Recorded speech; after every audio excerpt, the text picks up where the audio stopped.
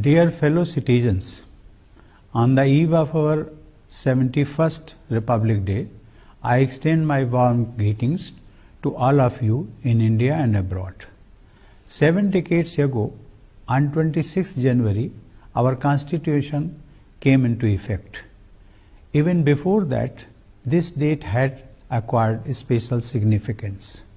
Having resolved to attain Purna Swaraj, our people had been celebrating Purna Swaraj Day on every 26th January from 1930 to 1947. That is why in 1950 we embarked our journey as a republic on the 26th January, affirming to the principles laid down in our Constitution. Since then, every year we celebrate our Republic Day on 26th January. The modern state comprises the three organs: legislature, executive, and judiciary, which are necessarily interlinked and interdependent. Yet, on ground, the people comprise the state. We, the people, are the prime movers of the republic.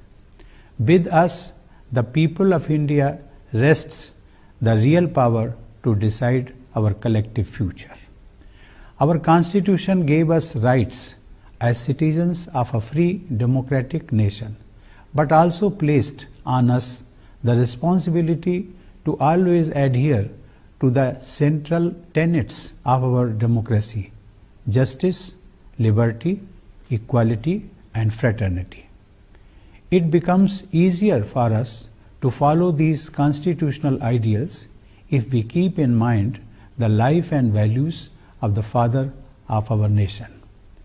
By doing so, we will be adding a meaningful dimension to our celebrations of 150th birth anniversary of Gandhiji. Dear fellow citizens, the government has launched a number of welfare campaigns, and what is especially noteworthy about them is the fact that citizens have voluntarily turned them into popular movements.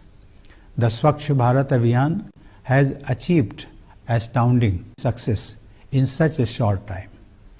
The same spirit can be seen in other endeavors, be it giving up cooking fuel subsidy or pushing digital payments. The common man has made the government programs his own, making them truly effective. The success of the Pradhan Mantri Ujjwala Yojana is a matter of pride, as the target of 8 crore beneficiaries has been achieved. With this, those in need have access to clean fuel. The Pradhan Mantri Sahaj Bijli Har Ghar Yojana, that is Saubhagya, too has brightened people's lives. Under Pradhan Mantri Kisan Samman Nidhi, more than 14 crore farmer families have become entitled to receive minimum annual income of rupees 6,000. This has enabled the farmers who feed us to live a life of dignity. To effectively meet the challenge of the increasing water crisis, the Ministry of Jal Shakti has been created. Water conservation and water management are being given top priority. I am confident that, like Swachh Bharat Abhiyan, Jal Jeevan Mission too will take the form of a popular movement.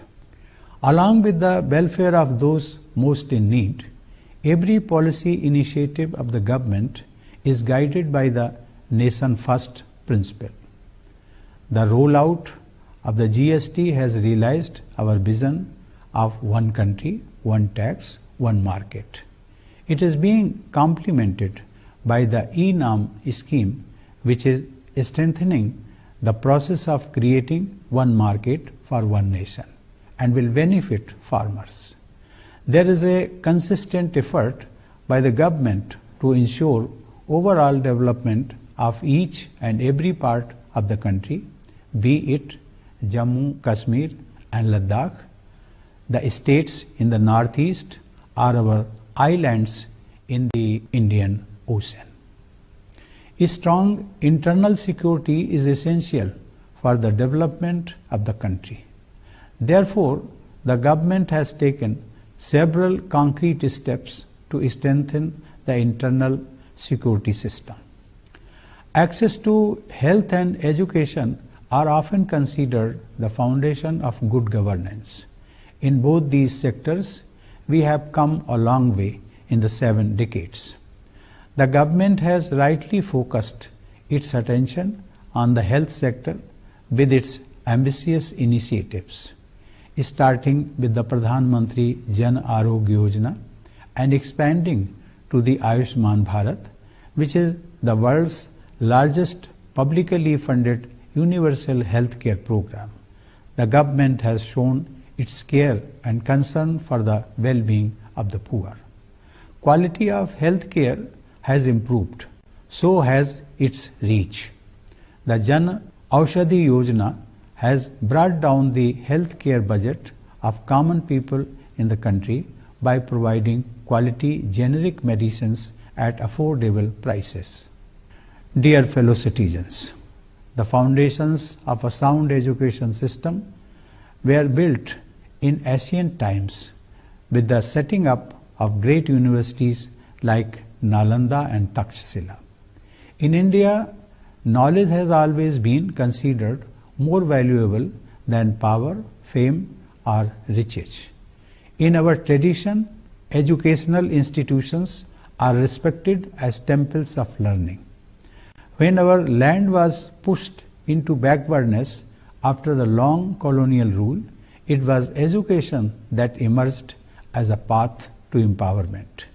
Even though the development of our educational institutions commenced soon after independence in an environment of scarcity of resources, our achievements in the field of education have followed a remarkable trajectory.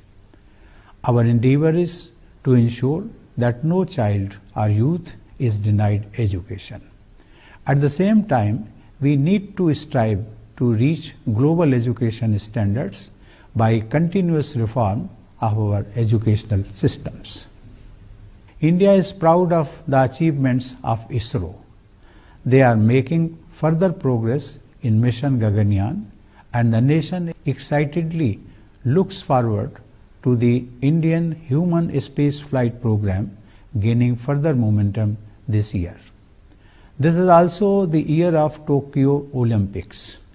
While India has traditionally done well in a number of sports, the new generation of players and athletes has brought laurels for the nation in more and more varieties of sports in recent years. At Olympics 2020, the Indian contingent will be backed by cheers and good wishes of millions of Indians. Another source of pride for our country has been our diaspora. During my visits abroad, I have observed that Indians have not only brought prosperity to their adopted lands, they have also enhanced India's image before the world community. Many of them have made great contributions in a wide variety of endeavors. Dear fellow citizens, I have nothing but unreserved praise for our armed forces, paramilitary and internal security forces. Their sacrifices to preserve the integrity and unity of our country present a saga of unparalleled courage and discipline.